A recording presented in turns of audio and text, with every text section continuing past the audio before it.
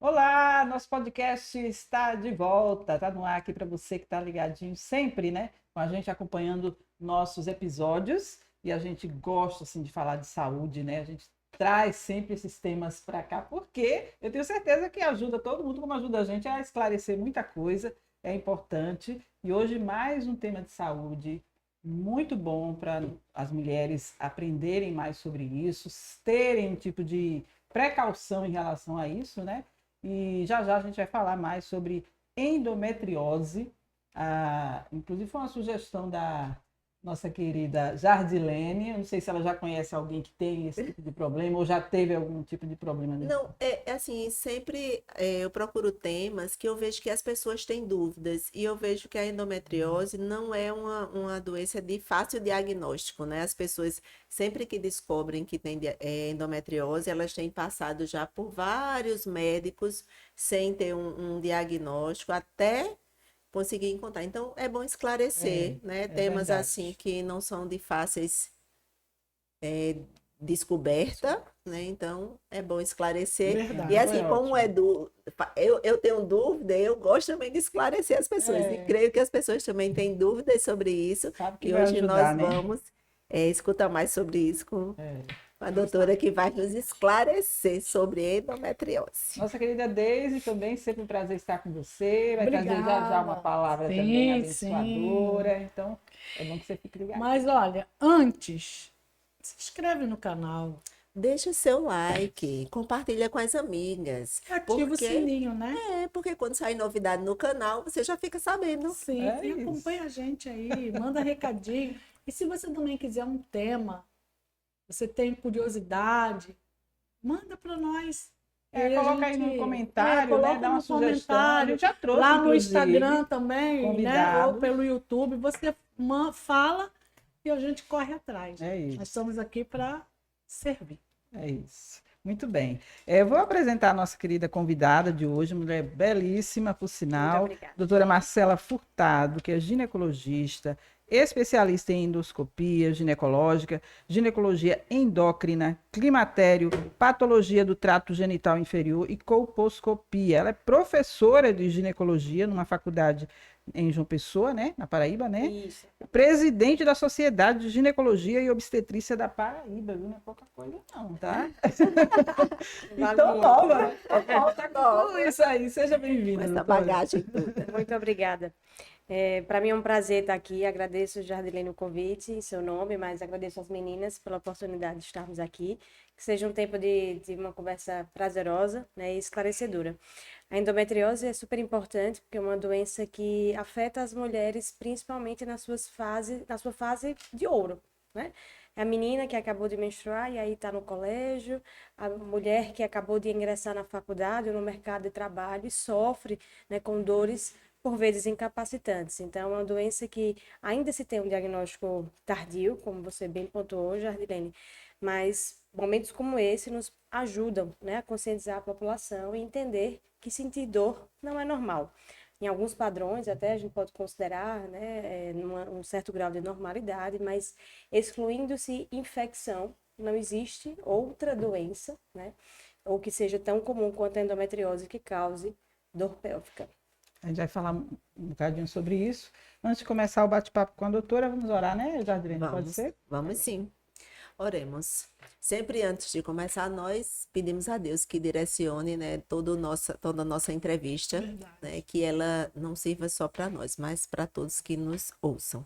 Então, oremos. Senhor nosso Deus, nós te louvamos e agradecemos, Pai, por mais uma vez, por mais este momento, Senhor, por esta oportunidade de conhecer mais sobre esse tema, endometriose, e poder, Senhor, tirar as nossas dúvidas e também esclarecer as pessoas que vão ouvir esse programa, Pai. Que seja para a honra e glória do teu nome, Em tudo nome que de vai Jesus. ser falado aqui, tudo que vai ser esclarecido e que sirva, Senhor, para ajudar vidas, para melhorar vidas, Em para nome de edificar Jesus. vidas também através da tua palavra que vai ser mencionada aqui neste programa e que pessoas também tenham uma qualidade de vida melhor, Paizinho querido. É em nome de Jesus que nós te pedimos e já te agradecemos, sabendo que tu estás no controle de tudo, Senhor, e que seja para a glória do teu nome. Amém. Amém, amém. É um tipo de assunto que interessa, lógico, as mulheres, mas aos homens também que estiverem vendo, assim, dizer, não tem nada a ver com isso, mas compartilhe com alguém, né, que possa ser útil, porque às vezes o diagnóstico, como já se comentou aqui, é muito difícil, às vezes, de ter esse diagnóstico a tempo, né, de ter uma solução. Então é bom que se divulgue isso para uma pessoa, para as mulheres, que elas podem descobrir ou investigar os casos de endometriose.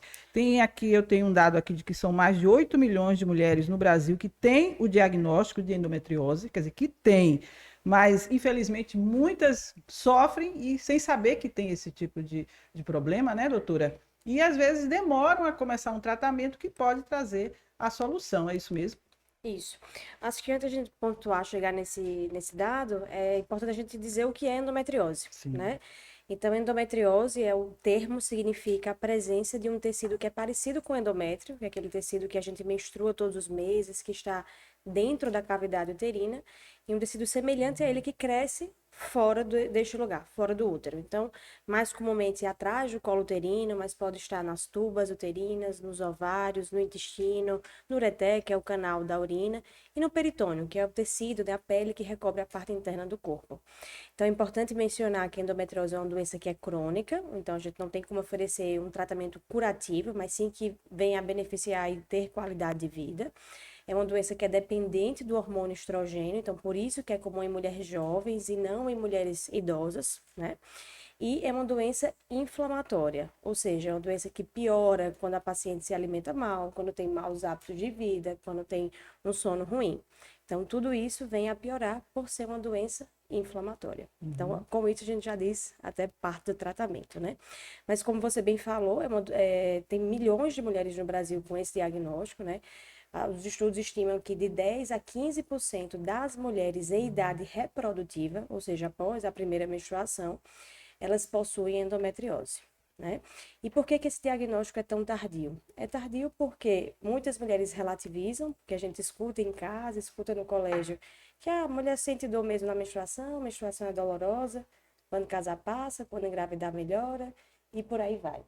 E por outras vezes, os próprios médicos, né, por um conceito até um pouco mais arcaico, antigo, acabam reverberando essa mesma mentira, né, que sentir dor é normal, o que não é. Então, é justamente por isso que a menina, por vezes, vai ao médico e não fala, porque isso é normal, né? E mesmo quando fala, o médico desacredita. E o segundo ponto é que, por vezes, né, o diagnóstico é difícil, porque o exame de imagem precisa ser feito com um médico especialista. E são poucos especialistas, né, radiologistas, que são especialistas nessa área. Então, eu costumo até dizer para os meus alunos e para as minhas pacientes que o diagnóstico da endometriose ele é clínico. Aquela mulher que tem os sintomas compatíveis com a doença, ela recebe o diagnóstico clínico. O exame de imagem, mesmo quando negativo, ele não exclui a possibilidade de doença. Porque ele pode ter sido feito com uma pessoa que não é experiente, ou a doença pode ser muito inicial. E mesmo assim já causar bastante dor e o exame não conseguir ter acesso a isso. Uhum. Mas tem algo que faz com que a pessoa tenha uma tendência a ter endometriose ou não? Olha, assim, hoje em dia a gente vive um estilo de vida mais, digamos, que favoreça a endometriose, né? Então, as mulheres procuram ter filhos muito mais tardiamente, ou evitam ter filhos, na verdade, ou até mesmo elas têm uma menor quantidade de filhos do que tinha outrora, né? Então, isso é um fator de risco. Segundo que hoje as mulheres vivem num ambiente muito mais estressante, então a gente vive com inúmeras jornadas de trabalho, casa, filho, né? O estresse é um fator de risco. A nossa alimentação é muito pior, a gente se alimenta muito mal, né? Muitos alimentos são embutidos, enlatados, a gente abre muito mais do que descasca, então isso é um fator de risco também para ter endometriose.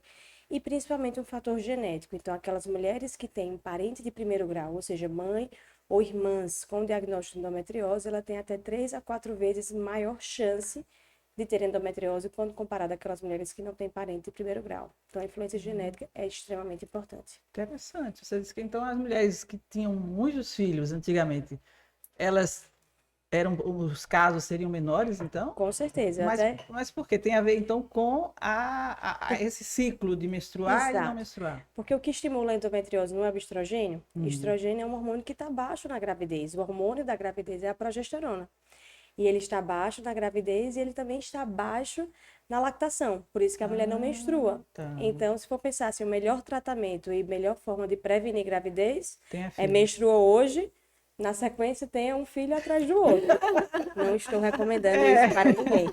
Não, as mulheres hoje nem querem falar isso, né? Isso aí É eu um seria, tabu. vou pra forca, né? Agora mesmo.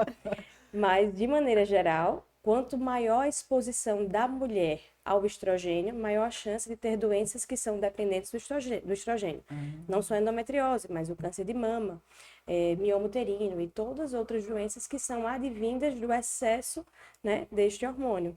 Então, nesse caso, né, por isso que as pacientes que têm poucos filhos, ou não têm filhos, ou têm filhos mais tardiamente, elas estão mais expostas por mais tempo ao hormônio que está relacionado com a endometriose, que é o bendito estrogênio, que é uma maravilha, mas para a endometriose especificamente é o vilão da história. Ah, entendi.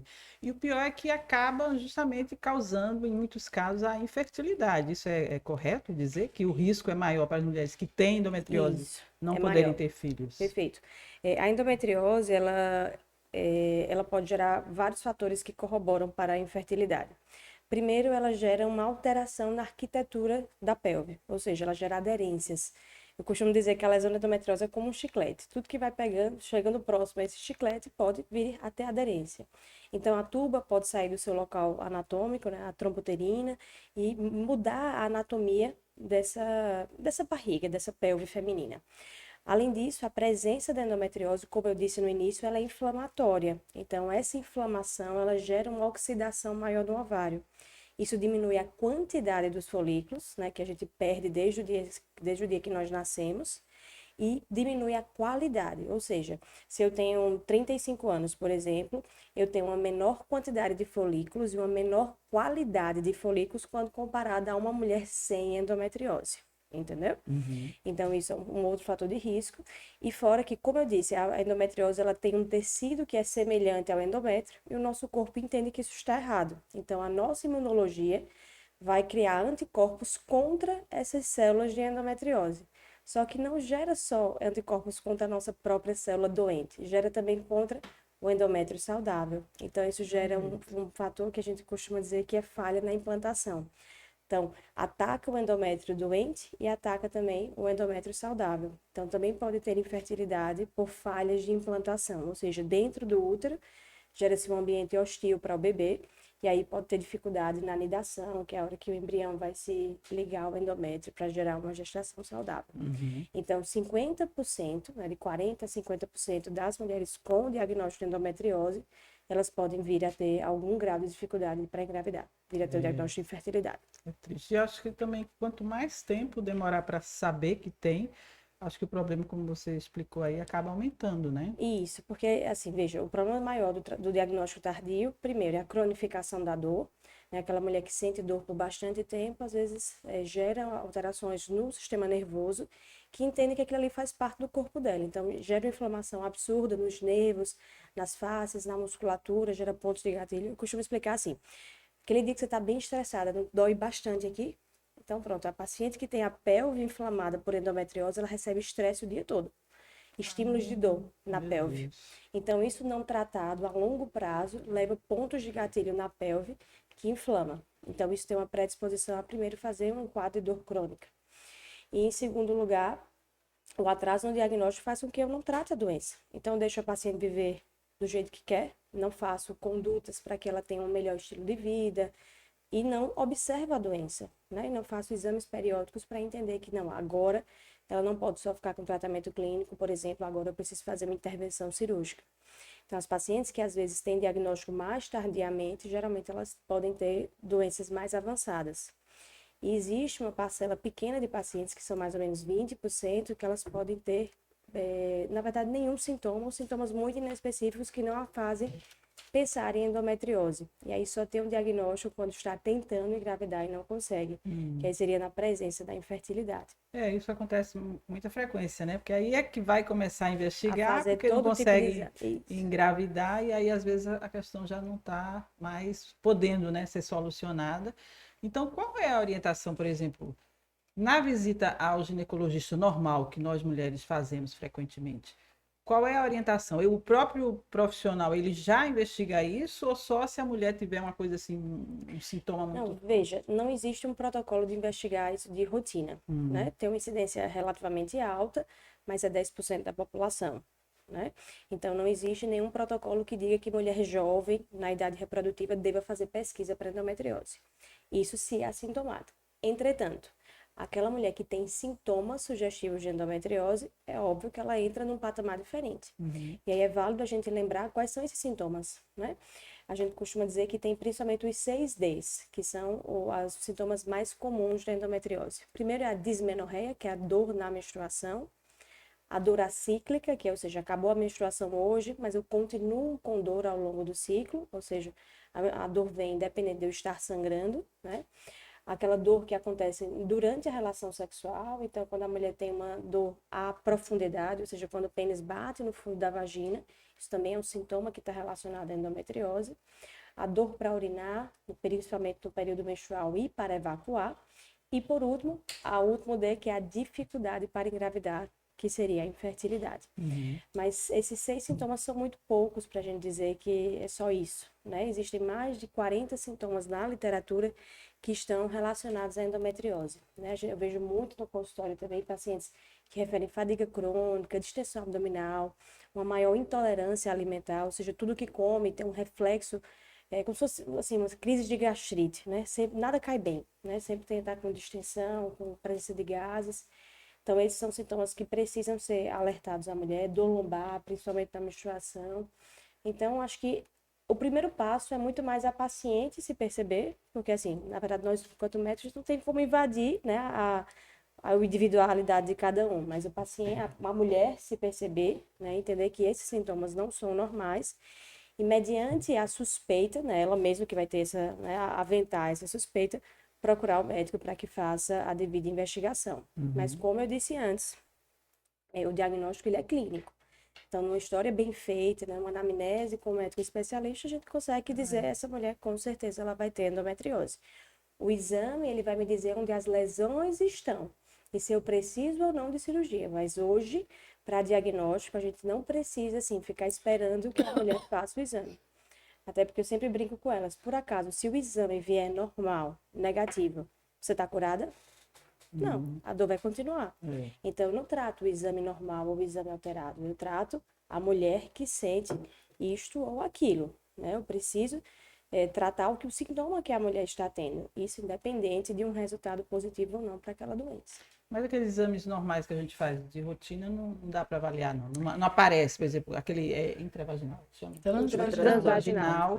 E isso não aparece, por exemplo, no Veja, se você for fazer com um médico especialista, sim, ele vai ver. Ele vai direcionar, né? Isso, porque o olho dele está tão treinado que inevitavelmente ele bota o transdutor e ele já grita na cara dele, estou aqui, né? Mas nem todo médico tem essa especificação. Isso não é um demérito, né? Cada um se especializa em uma área diferente, isso não invalida você a fazer um exame ou outro.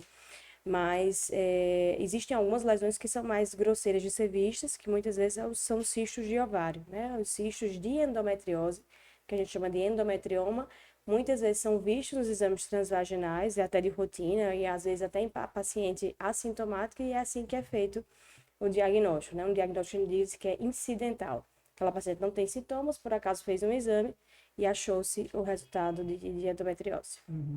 Então quer dizer que não é só, por exemplo, tem a endometriose intestinal, porque está ligada ali àquela região, e acaba atingindo outros órgãos, como é que acontece isso? Tá, Uma coisa não tem nada a ver com a outra. Tem tudo a ver. Como eu expliquei, a endometriose ela tem os locais mais comuns e alguns menos comuns de acometimento. A endometriose intestinal ela tem uma variação aí de mais ou menos 15 a 20% de acometimento principalmente o reto sigmoide, que é a porção final do intestino, né? O útero, ele tá à frente tem a bexiga, ao centro tem o útero e atrás tem o intestino. Então, muitas vezes, a lesão que está na parte posterior do útero, ela adere ao intestino e aí gera lesões neste órgão. Ou, por outras causas, pode desenvolver lesão no próprio útero. No intestino. Seja no reto sigmoide, seja na parte mais alta, que é mais fina, que é o sigmoide, né, que é o intestino delgado, na verdade. Ou até mesmo no apêndice. Então, existem mulheres que têm quadros como se fosse de apendicite, né? E quando são operadas, tem um diagnóstico de endometriose no apêndice. Isso pode acontecer também. Mas, de maneira geral, a endometriose ela pode ser instalada em qualquer região do corpo. E no caso do intestino, dá para identificar de maneira mais rápida? Porque a mulher geralmente ela tem um problema sério, assim, às vezes de constipação, de coisas assim. Acontece também esse Por sintoma? ter essa alteração da inflamação mesmo, ela gera anticorpos contra todo o nosso corpo. Então, a endometriose gera inflamação do pé à cabeça. Então, isso pode agredir a mucosa intestinal e gerar alterações, desbiose intestinal, que a gente costuma dizer. E isso pode ser a causa de alterações no hábito intestinal. Então, a mulher às vezes pode ter constipação, às vezes pode ter diarreia.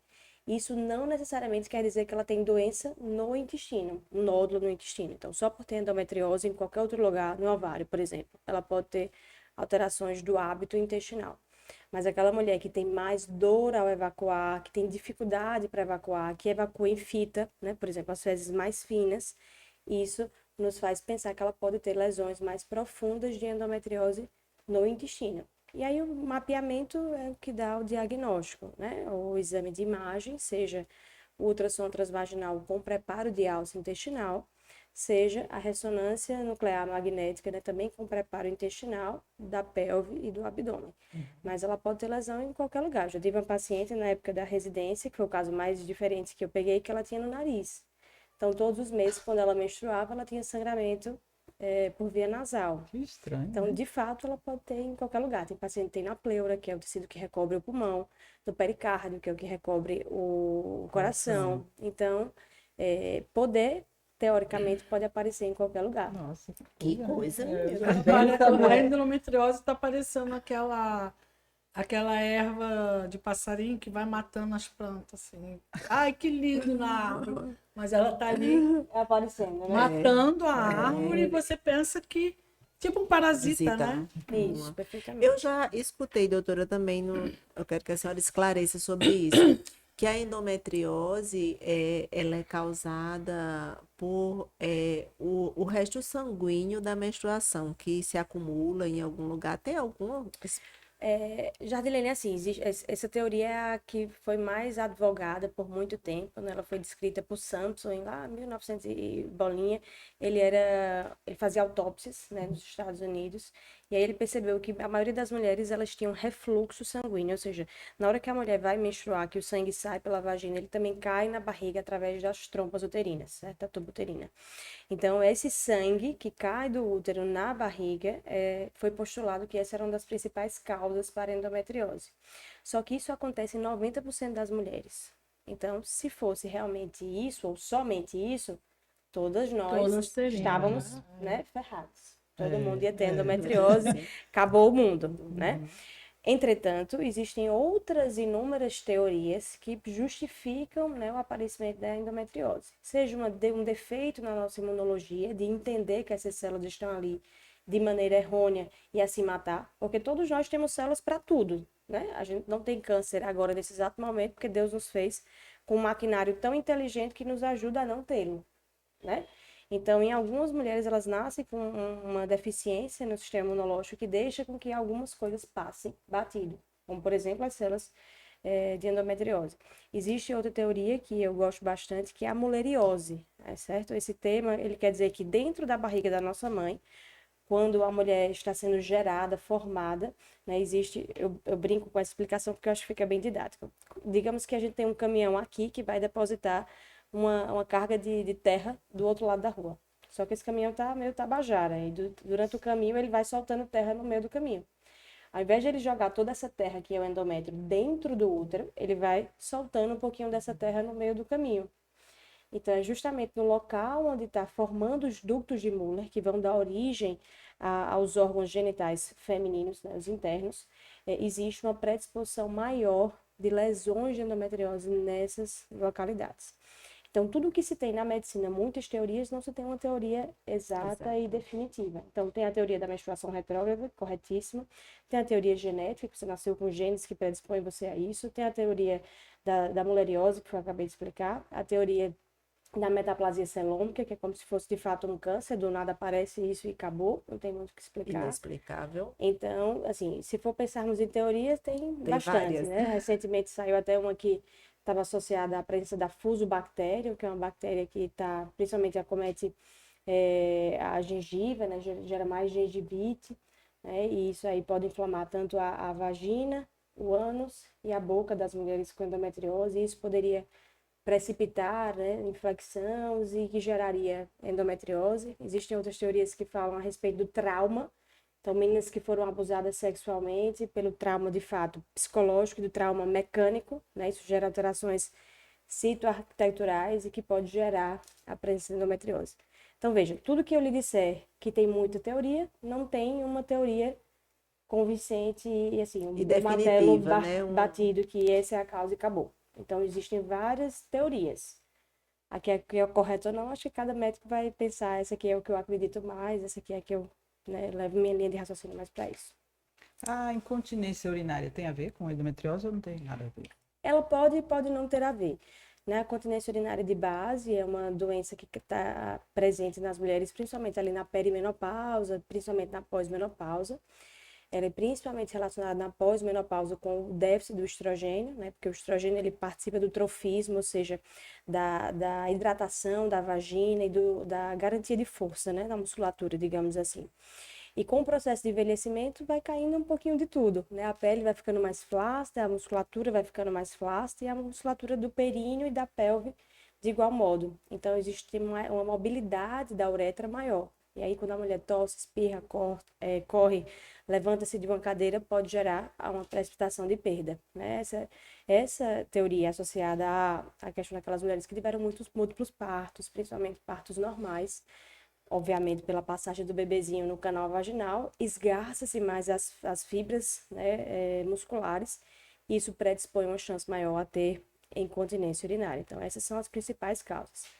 Entretanto, aquelas mulheres que têm endometriose, principalmente abaixo dos ligamentos uterossacros, que são ligamentos que conectam o útero posteriormente à coluna, abaixo desses ligamentos passam nervos que nervam a bexiga, que a gente chama de nervo hipogástrico. Então, esse nervo, quando inflamado, ele pode fazer com que a mulher tenha, primeiro, sensações rotineiras de infecção de urina. Então, aquela mulher que, eu tô com infecção de urina, faz cultura negativa. Eu tô com dor, tô com desconforto para urinar, faz cultura negativa. Então, a gente tem que pensar em endometriose. E, por essa irritação do nervo, ela pode acabar gerando irritação na bexiga, de tal forma que ela venha a perder urina. Mas, assim, não é a principal coisa que a gente venha a pensar. Perder urina é endometriose. Principalmente seria mais essa questão da irritação vesical, ou seja, preciso ir ao banheiro várias vezes, ou a sensação de estar sempre com infecção, né? Sensação de infecção de urina, né? Que é ardor e desconforto. Sem necessariamente ter, né? Você só tem a sensação, mas... Você tem a sensação, faz cultura e está negativa. Então, se tem uma cultura negativa, dificilmente você está com infecção. Né? Tem que gerar uma bactéria ou algum tipo de micro-organismo patogênico que leve a uma infecção. Se isso está negativo, de maneira meio óbvia, a gente consegue dizer que a paciente não tem a infecção ativa, pelo menos. Agora eu queria saber sobre adenomiose. Eu vi que tem essa palavra que acho que é um outro tipo de doença, mas que está relacionada à endometriose. Elas são primas, eu costumo dizer, né? Elas mudam de configuração basicamente pela localização. A endometriose, por teoria, ela é fora do útero, né? Então, na superfície do útero, no peritônio, enfim, por aí vai. Já a adenomiose é uma infiltração da camada muscular uterina. O útero é um músculo, assim como o músculo do braço, da perna, né? E esse músculo, ele é infiltrado por essas células do endométrio, né? Igual como a endometriose, e forma cistos de sangue dentro do útero. Então, a mulher, quando sangra, ela tem uma dificuldade na contração uterina, então ela sangra bastante. E por ter esse útero mais inflamado, mais infiltrado pela presença desse sangue, desses cistos de endometriose intramuscular, faz com que ela também tenha mais dor e principalmente dificuldade na implantação embrionária. Ela é mais comum em mulheres que já tiveram filhos, né? Porque a própria placenta faz com que haja quebras dessa barreira que protege a entrada do endométrio no miométrio, né? Que é o músculo do útero. E principalmente aquelas mulheres que já fizeram cirurgia. Então, na cesárea, por exemplo, a gente, para tirar o bebê, corta o útero, faz uma incisão. Essa incisão de certa forma, é prejudicial ao útero e pode favorecer com que esse endométrio ele entre para o miométrio e gere a adenomiose. Agora eu vi que a doutora, inclusive, ela vibra muito com o trabalho dela nas postagens lá da rede social, porque ela faz cirurgias, a imagem assim, é meio chocante, né? Daquela que ela mostra onde está a inflamação, mostra aquele tecido que está por fora ali, explicando direitinho. É muito legal. Assim, não é muito agradável de se De ver. ver, é verdade. Mas ela fala com muito entusiasmo, porque eu acho que é prazeroso você conseguir livrar uma pessoa de um problema como esse. E acredito que seja uma cirurgia muito específica, não é assim para uns profissionais como vocês, né? É, assim, eu amo cirurgia. Por mim, acho que eu faria cirurgia todos os dias, o dia inteiro. Esse é o que eu realmente amo fazer. Não que eu não gosto de consultório, mas a mina dos meus olhos é a cirurgia. E, assim, com a cirurgia a gente consegue mudar mesmo a vida da paciente, né? Então, claro que não é nada imediato, nada milagroso, não é só a cirurgia, é todo um tratamento que tem em conjunto, mas a cirurgia ela é importantíssima, desde que seja feita de maneira adequada. E a cirurgia para endometriose ela é excelente, desde que feita de maneira adequada, um médico especialista e seja retirada todas as lesões. Porque a pior coisa para a mulher não é não operar, é ser operada de maneira inadvertida. Que daí faz uma cirurgia aos 20, faz outra cirurgia aos 25, aos 28 ela faz a terceira, aos 30 e pouco ela faz a quarta, e aí tem mulheres, não, já foi operada 5, 6, 7 vezes. Mas porque o problema volta, é? Ou porque a cirurgia não foi Eu não bem posso feita? dizer se ele voltou ou se ele continuou lá. E aí foi reoperado, e foi entendi. reoperado, e foi reoperado. E as reoperações, elas são péssimas para controle de dor, porque gera mais fibrose, gera mais inflamação, né? Mesmo que a gente tenha toda a boa intenção, se a cirurgia não for bem feita, eu vou estragar a vida da paciente, né? Assim como a barriga fica com as marquinhas da cicatriz, lá dentro da pelve feminina, né? Da barriga propriamente dita, também tem inflamação, também tem essas cicatrizes que são advindas de uma cirurgia. Então, a primeira cirurgia para endometriose, eu costumo dizer que é tão importante quanto a cirurgia para o câncer. Eu tenho que tirar toda a doença, desde que eu preserve a função. Então, por exemplo, tem mulheres que têm infiltração dos nervos dos dois lados, né? Então, se eu tirar os dois nervos, a mulher vai perder a função vesical, vai perder a função intestinal. Então, nesses casos, a gente pode ponderar em deixar, né, doença nesse local, para que ela tenha a sua função intestinal, vesical preservada. Mas Nossa, boa deve ser parte... uma coisa bem delicada, né? Essa Isso. cirurgia, né? Mas graças a Deus não é o nosso, assim, esse dia a dia não é essa Que bom, decisão né? maior. Mas de maneira geral, é importantíssimo que você procure, né? Vocês mulheres procurem um bom médico que tenha especialidade, né, na cirurgia, que entenda do que está fazendo para que ofereça uma única cirurgia e que ela seja feita de maneira oportuna e ideal, com a ressecção de todos os focos da doença. Que seria essa peritoniectomia? Ela Peritoniectomia? estudou, viu? Ela é jornalista de formação. Eu vi essa palavra até difícil. É peritoniectomia em bloco. Veja, O que é isso? esse é um termo até um pouquinho mais recente, digamos assim. É a gente tirar todo o tecido que recobre a parte posterior do útero, que é o local onde mais comumente é acometido por endometriose. Então, mesmo que eu não esteja vendo lesão naquele lugar, eu posso imaginar que microscopicamente ali tem doença. Então, se eu deixo, nos próximos anos, ela pode vir a desenvolver naquela região, entendeu? Então, o ideal é a gente retirar o máximo, né? Eu costumo dizer, é ser radical com a doença e gentil com a anatomia. Retirar o máximo de tecido para que ela tenha uma melhora dos sintomas, né? E não tenha recidiva ou tenha uma menor taxa de recidiva da doença. Então, os estudos, quando eles são avaliados, eles avaliam todos os tipos de cirurgiões inexperientes, cirurgiões experientes. Então, bota todo mundo dentro do mesmo bolo e diz que a taxa de recidiva, por exemplo, é de 40% a 50%. É super alta, né? É péssimo. Mas isso a gente não consegue individualizar que essa cirurgia foi feita por um médico que acabou de se formar, por exemplo, ou por um médico que já tem uma curva de aprendizado maior, que isso impacta, de maneira óbvia, drasticamente. Então, a recomendação é procurar um Procurar um profissional que já especialista, né? bem Tenha- especialista nisso. Mas deixa eu lhe perguntar, na sua clínica, há uma pesquisa nesse sentido de todas as pessoas que vocês operam e fazem um acompanhamento para saber a recidiva, se aquela pessoa não volta? Vocês têm um acompanhamento? Isso, a gente faz o acompanhamento pós-operatório, né, de todas essas mulheres. eu costumo fazer, depois de 6 meses a 1 ano, fazer um novo exame de imagem, até para a paciente se sentir segura do que foi feito na cirurgia, né? De maneira imediata não vai ter muito benefício, porque a pelve está muito sofrida, inflamada com a própria cirurgia. E aí, anualmente, é importante que a gente avalie essa mulher para ter um feedback de como ela está com o tratamento, né? E tem mulheres que, infelizmente, ela tem a associação dessas duas coisas. Então, ela tem endometriose e adenomiose. Então, mais ou menos 30%, 40% das mulheres têm as duas em conjunto. Só que essas mulheres, por vezes, elas são jovens e querem preservar a fertilidade. Então, quando a gente opera, eu opero, mas deixo doença, porque eu deixo a doença uterina. Entendeu? Porque se eu for radical demais, aí eu não preservo a função. Então, eu tiro a capacidade dela de gestar. Então, às vezes é uma decisão difícil, né? Mas eu sempre digo, se seu sonho é esse, a gente conserva e vai fazendo, apagando fogo, dependendo do que vai aparecendo. Mas, de maneira geral, até se for pensar assim, a cirurgia ideal é a cirurgia que envolve a retirada do útero, porque, por vezes, o útero está acometido e a mulher pode continuar sentindo dor no pós-operatório por ter mantido o útero. Mas, calma, gente, isso não é para todo mundo. E nem estou recomendando, porque mulheres jovens, né, elas têm todo o direito e devem ter a sua fertilidade preservada. Mas há um índice, assim, vocês têm um estudo sobre isso, do índice de mulheres que fizeram a cirurgia e que puderam engravidar? Algumas que, por exemplo... Isso, a cirurgia, ela, para dizer exatamente quanto que ela aumenta, vai variar bastante da idade da mulher, né? Ou seja, então se eu operar uma paciente de 30 anos, ela tem uma chance muito maior do que se eu operar uma paciente aos 40, né? Porque isso reflete sobre a reserva ovariana daquela mulher. Então, mulheres jovens, né? Jovens a gente considera abaixo de 35 anos, pensando em fertilidade, tá?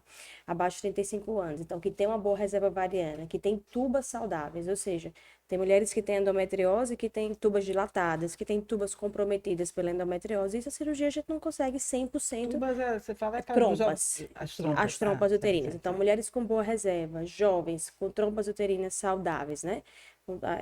E com uma pelve anatomicamente preservada, né, pós-cirurgia, ela tem uma melhora de até 60%, certo?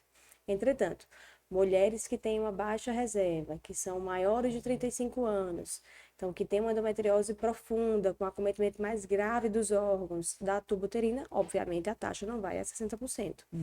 Então, se fosse pensar assim, o melhor cenário para aquela mulher que quer engravidar e precisa passar por uma cirurgia para endometriose é congelar os óvulos antes, operar e tentar engravidar. Se Fazer não, inseminação. se não conseguir engravidar espontaneamente, ela já está com a reservinha dela lá, o banco congelado.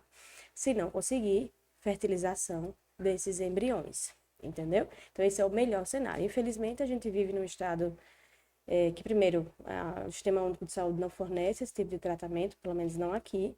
E segundo, que é um tratamento mais caro, então que não é acessível para boa parte da população. Verdade. Então, às vezes, a gente acaba operando pacientes que não teriam uma indicação tão boa, né? Ou seja, pacientes mais velhos que têm uma reserva mais baixa, porque é o que nos resta. Então, a endometriose causa infertilidade. Ela pode causar em até 50% dos casos. E no caso de operando, a paciente tem alguma chance?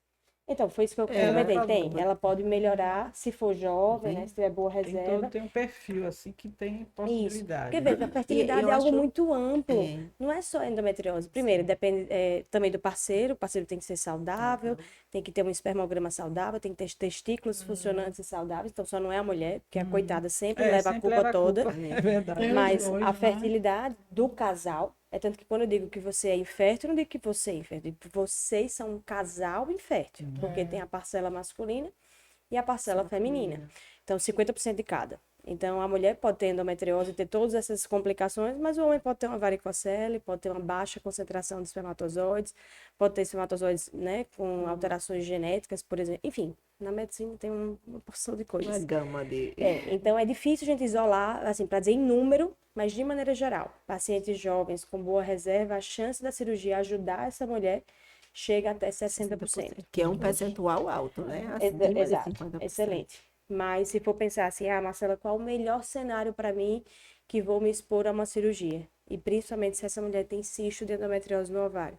É congelar, na sequência operar, e se não conseguir engravidar espontaneamente depois da cirurgia, fazer a transferência. Entendi. Esse seria Agora, o em relação à padrão. qualidade de vida, com certeza acho que o índice é grande, né? Sim. Porque, por exemplo, se livrar dessas dores que as pessoas que eu conheço, Já tem inclusive uma inflamação, pessoa né? que sofria demais por conta das dores. Então, acho que a cirurgia também, eu acho que ela mais ainda contribui muito mais para isso, né? Para a pessoa ter Sim, uma qualidade de vida, né? com certeza. Mas aí eu sempre pontuo para a paciente, né, que a cirurgia não é o fim, né? Que muitas mulheres, eu quero fazer cirurgia para não tomar hormônio, para não fazer academia, para comer o que eu quiser e, enfim, tocar o pau na barraca. Não pode. Não é uma pílula mágica, né? A Não, pois cirurgia. é, só quem eu até brinco, quem obra milagre é Jesus, somente. Então, fora isso, somos limitados. Então, a mulher, como eu disse, a endometriose é inflamatória. Então, a primeira coisa, se ela tem inflamação, eu tenho que ser anti-inflamatória na minha vida. Eu tenho que ter uma dieta rica em frutas, em verduras, eu tenho que evitar carne vermelha, eu tenho que evitar glúten, leite, derivados, café em excesso, açúcar. Então, de maneira geral, existem vários alimentos que são inflamatórios e podem ser gatilhos para a dor. Isso não quer dizer que mais nunca eu vou comer nada, isso quer dizer que não pode ser o meu dia a dia, que não deveria ser o de ninguém, na verdade, né? A gente mesmo. que tem uma vida bem errada do ponto de vista alimentar. E fora isso, a mulher ela precisa ser encorajada a ter atividades, né, que tragam prazer e bem-estar, né? Tem estudos que mostram que mulheres que praticam yoga, que praticam aulas de Pilates. alongamento, Pilates. elas têm mindfulness, né? Tudo isso ajuda no relaxamento, né, tanto do corpo quanto da mente. Isso contribui. Então é importante que a mulher tenha um estilo de vida mais saudável, faça atividade física, faça o gerenciamento do estresse, tenha boas noites de sono e faça uma suplementação adequada. Vários estudos mostram que mulheres que têm doenças inflamatórias, elas se beneficiam de níveis mais altos de vitamina D. Então, a suplementação de vitamina D é importante. Suplementação de melatonina é importante, porque as mulheres que têm endometriose, elas produzem menos melatonina. Melatonina é um hormônio quando a gente Sono. deita lá no travesseiro para dormir. É o que controla o ciclo circadiano. Então, outros suplementos como ômega 3, cúrcuma, N-acetilcisteína, vitamina C, vitamina E, Magnésio, né? Magnésio, Coenzima Q10, coenzima que já Q10, são assim, isso. vários suplementos que são Que conhecidos são hoje. anti-inflamatórios, são antioxidantes. Então, a mulher fazendo tudo isso, né, em conjunto a um procedimento cirúrgico adequado, ela tem uma chance altíssima de ter uma boa qualidade de vida. Que bom. Mas isso a cirurgia tem que ser feita de maneira adequada e no tempo oportuno, né, para que a gente tenha Doutora melhor. Marcela, deixa eu tirar mais uma dúvida. Todas as mulheres que sentem dores, né, no período menstrual, elas necessariamente têm endometriose ou não? Já A senhora Rilene, falou, a dor não é normal. isso, assim, aquela dor que é, por exemplo, eu vou tirar por mim. Eu tenho uma dor assim que é só para dizer que cheguei. Então, apareceu, é uma dor mínima. Essa Tem a ver com a contração, né? Parece, Isso, né? às vezes é só para sair aquele sangue e acabou, mas não é uma dor que não me faz tomar remédio, que não me limita, que não me para em nada. Mas aquela dor que é frequente, que ela vem piorando ao longo dos anos, né? Por exemplo, na adolescência era de um jeito, aí na fase adulta vai piorando e aí sucessivamente. A dor que limita a mulher de fato, impede dela ir na faculdade, impede dela ir para o trabalho, faz com que ela tenha ausência, né? Perca os seus anos de ouro de produtividade. Claro, né? Endometriose. Afastando a infecção, não tem outra causa. Afastando a infecção na pelve, né? Ou alguma outra doença grave, mas de maneira geral, se você for pensar, é endometriose. Entendeu? E já na adolescência, Na adolescência. Eu tenho meninas que, no consultório, que antes mesmo da primeira menstruação, doutora, eu já sentia dor. Essa dor que eu sinto hoje, eu já sentia desde antes de menstruar. Então, é por isso que aquela teoria de que o sangue que caiu na barriga não justifica todo mundo. Se não caiu ainda, como é que a bichinha já tem? Verdade. Entendeu? Então, provavelmente é algo que nasceu com ela, né? Veio desde o útero materno. Então, é importante a gente pontuar isso. Pontuar que toda mulher que tem sintomas, ela merece um tratamento clínico. O tratamento clínico inclui essas medidas que eu já pontuei. E aquelas que não querem engravidar, é importante que elas façam um bloqueio hormonal, que é justamente para controlar esses níveis de estrogênio, né? Regular os níveis de progesterona, né? Porque elas podem ter uma resistência à progesterona. E 70% das mulheres ficam bem com tratamento clínico, né? Só 30% não respondem. E são esses 30% que a gente opera. Entendi. Então, de maneira geral, aquela mulher que não responde ao tratamento clínico, ou seja, estou fazendo tudo de maneira adequada e não tenho resposta, precisa operar. Pacientes que têm lesões graves no exame de imagem, ou seja, lesões que têm risco de obstrução no intestino, lesão que comprime o ureter, que é o canal da urina, e gera edema nos rins, né, que a gente chama de hidronefrose, tem indicação de cirurgia. Pacientes com lesões muito volumosas nos ovários, elas têm indicação de cirurgia. E aquela paciente jovem que quer engravidar e tem boa reserva, né, também é uma paciente que a gente pode indicar a cirurgia para endometriose. De maneira rotineira, não é algo assim, tem endometriose, precisa operar. Isso não existe. E quanto ao exame, né, a maioria das endometrioses que são vistas nos exames de imagem, elas são profundas. Profunda porque toda lesão que é maior do que 5 milímetros é profunda.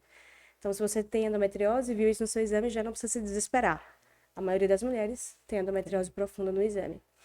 E o mais importante de todos, procure um bom especialista para ser tratado. E a endometriose não é curada com a esterectomia, né? Tem várias mulheres que chegam no consultório, não, doutor, eu tirei o útero porque meu médico disse que isso ia curar as dores, porque tirou, né, a menstruação. Mas o problema não é a menstruação, o problema são as lesões de endometriose. Então, tirar o útero ou não, sem tirar a endometriose, não fez nada. Continua lá. Não vai sangrar, mas vai continuar sentindo dor. Meu Deus.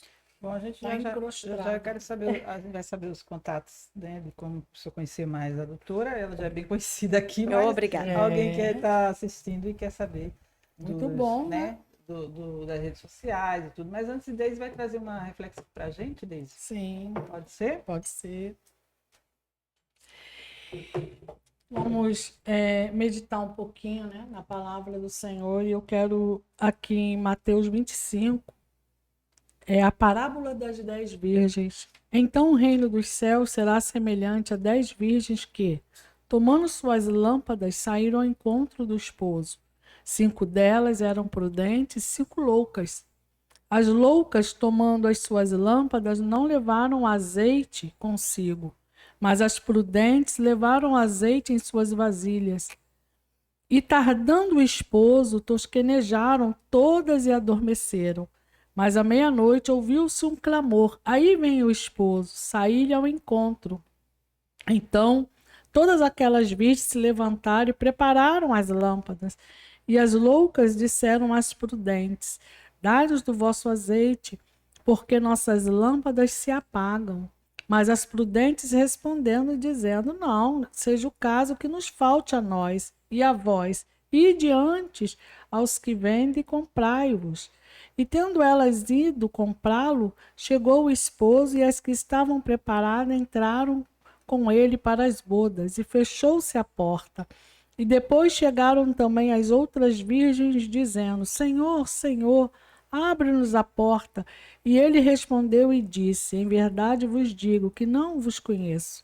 Vigiai, pois, que não sabeis o dia e nem a hora que o Filho do Homem há de vir. É muito interessante essa passagem aqui, né? Essa parábola, porque nos faz refletir e ver como é que nós estamos hoje na espera do nosso noivo. Naquela época era comum que os noivos fossem à casa de suas noivas à noite. E as damas de honra, as damas de companhia, elas ficavam ali para que quando o noivo estivesse se aproximando, elas com as lamparinas, elas pudessem iluminar o caminho. Porque naquela época não era como agora, né? Nós temos luz elétrica e em poucos lugares eu acho que falta luz. Naquela época era tudo muito escuro e era um cortejo nupcial. Então, a palavra já fala, haviam 5 prudentes e 5 loucas, ou 5 nécias, ou 5 esquecidas, e ali elas estavam de igual para igual, eram todas virgens. Você olhando não via diferença nenhuma nelas, a não ser pelo único detalhe que a própria palavra fala: 5 prudentes e 5 loucas. E muitas vezes, assim, na vida, nós estamos nesse tipo de situação. Olhamos dentro da igreja ou na nossa vida, todo mundo é igual. Todo mundo está muito bem. Mas o que mais importa é saber se você está preparado, se eu estou preparada, se há azeite na minha lâmpada. na minha lamparina, se há azeite suficiente para que quando o noivo chegar, eu não fique do lado de fora da porta. E aí elas pediram para as prudentes, dá um pouquinho do teu azeite para a gente, para que a gente também possa... E as prudentes negaram. Não, vá comprar. Você achou errado? Não, não é errado. Porque nós temos que ter prudência na nossa vida. Nós temos que estar preparados na nossa vida. Nós temos que estar em pé para ouvir aquele que fala conosco, para ouvir quando o Senhor se aproximar.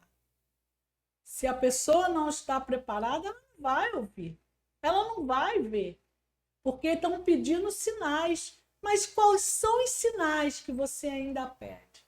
Porque já tem nação contra nação, reino contra reino, a mãe contra a filha contra a mãe, o filho contra o pai, os inimigos do homem são da sua própria casa.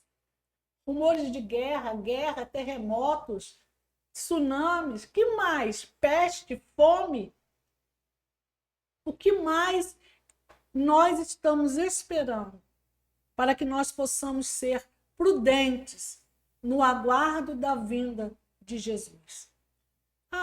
Desde pequenininha eu escuto isso, eu também. Desde pequenininha, lá em Nova Iguaçu, quando eu nem conhecia a palavra de Deus no Rio de Janeiro, eu ouvia as pessoas do lado cantando, louvando, falando da volta de Jesus. E já faz tempo, não vou falar que é para não me dedurar aqui. Já faz tempo que todos falam a mesma coisa. Olha, Jesus está voltando. Jesus está na porta. E quando elas voltaram, que tristeza, as portas estavam fechadas. Bateram, abre, deixa a gente entrar também. E ele fala o que? Eu não vos conheço, né? Ele falou bem alto tom, que as virgens dizendo, Senhor, Senhor, abra-nos a porta. E ele respondeu e disse, em verdade vos digo que não vos conheço. Que tristeza. Você já pensou uma vida inteira, você está ali ouvindo a palavra, você está carregando a Bíblia, você até faz as suas orações, medita na palavra, mas não é o mais importante. O mais importante é você conhecer o Deus da palavra. É você ter uma intimidade com esse Senhor. É você saber o que esse Senhor, Ele quer da sua vida. É saber o que esse Senhor espera de você. Porque nós, egoístas, pecadores, coração pecador que nós temos, nós só queremos receber, nós só queremos. E muitas vezes a gente só recorre quando está na mais necessidade da nossa vida. Mas quando nós estamos bem, a gente esquece tudo e vamos embora, nem olhamos se temos ou não o azeite na nossa lamparina. Se nós temos guardado a nossa fé, para que não possamos negar Jesus diante de várias circunstâncias, como Pedro fez.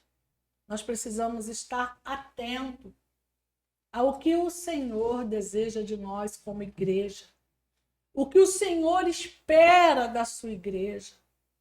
Não é só uma rotina, não é só uma religiosidade, não é só pegar uma Bíblia e estar ali no culto, segunda, quarta, sexta, domingo, um culto que você entra e sai do mesmo jeito, já esqueceu a palavra que foi dada domingo passado, porque não medita, porque não lê, porque não busca, porque o crescimento, intimidade, óleo, azeite na nossa lamparina, a gente só tem quando a gente conhece o Deus da palavra, quando a gente tem comunhão com Ele, quando a gente tem intimidade.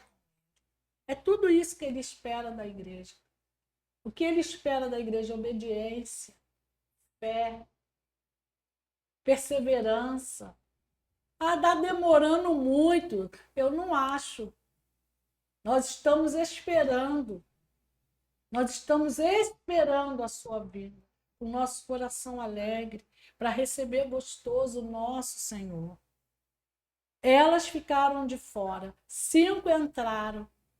Vamos fazer parte de qual grupo? As loucas ou as prudentes? Nesse dia eu deixo essa meditação para você. Qual é o grupo que você pertence? Há azeite na sua lâmpada?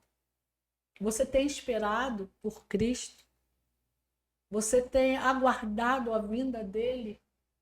O mesmo amor que você recebeu ele lá no início da sua caminhada? Um beijo. Até a próxima. Eita! Aí no fundo do coração chega a dar uma lapada na gente. Também. Foi durido.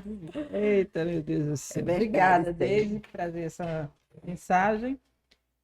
Quero agradecer muito a doutora Marcela Furtado. Quem é de João Pessoa tem o privilégio de poder acessá-la mais fácil, antes que ela tenha o bebezinho dela. Ela tá Coisa boa. gestante, né?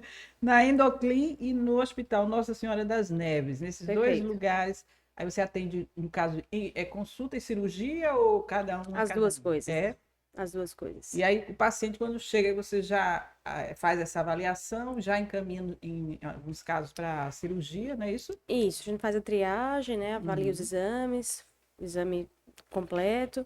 E a depender da necessidade de cada mulher, da perspectiva de vida, do que ela quer naquele momento, a gente indica ou não o tratamento cirúrgico ou clínico. Certo. E aí vai depender. Não dá para Pronto. dar uma formulazinha mágica, Mágica que pra cada todo uma mundo. tem a sua história, a sua jornada, E né? o tratamento é individualizado, né? Dependendo de cada caso, Perfeito. dos sintomas. Então, quem A não senhora é... atende por plano de saúde ou só particular? Os dois.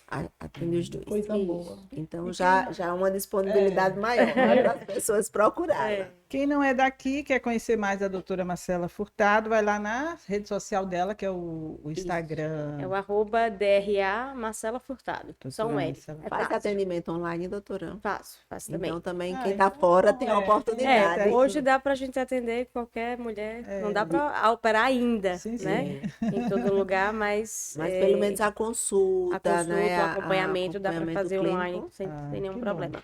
Que bom. Obrigada, viu? Eu que agradeço. Sempre um comparecer prazer. aqui. Estou esperando o próximo convite. Opa, sim. foi muito bom.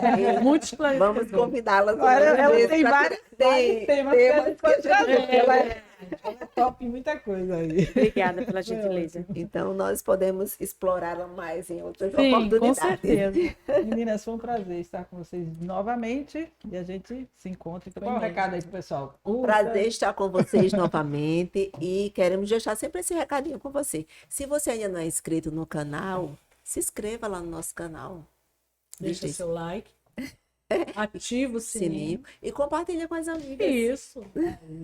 E o meu quiser recado. algum- E o Ah, recado? desculpa. E se quiser algum tema, deixa o recado lá e nós vamos correr atrás para você. É isso. E o meu recado é que sentir dor não é normal, né? Se observem, cuidem de si mesmas, né? A maior forma de amor e amor a Cristo é cuidar do Do tempo. templo. Então, É verdade. cuidem-se e procurem ajuda se for necessário. Muito bem. Deus abençoe. Amém. Amém. Tchau. Tchau, tchau. Até a Até próxima. a próxima.